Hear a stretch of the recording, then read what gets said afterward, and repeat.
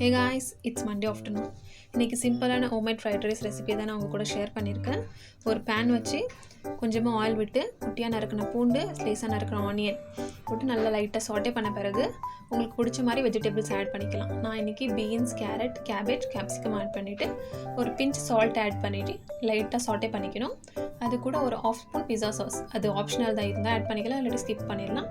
அப்புறம் ஒரு 1 spoon soya sauce, அப்புறம் ஒரு 2 to 3 ஸ்பூன் டொமேட்டோ கெச்சப் இதை ஆட் பண்ணி நல்லா வதங்கின பிறகு அது கூடவே பெப்பர் பவுடர் இருக்குல்ல, அதையும் ஒரு 1 ஸ்பூன் போட்டுட்டு நல்லா கலந்து விட்டுட்டு ஆல்ரெடி பாயில் பண்ணி எடுத்து வச்சுட்டு பாஸ்மதி ரைஸ் இருந்துச்சு, அந்த ரைஸையும் அது கூட போட்டு நல்லா மிக்ஸ் பண்ணி எடுத்து சைடில் வச்சுட்டோம். ஆக்சுவலாக பன்னீரை முன்னாடி ஆட் பண்ண வேண்டியதாக இருந்துச்சு, மறந்ததால் லாஸ்ட்டில் தான் ஆட் பண்ணோம்.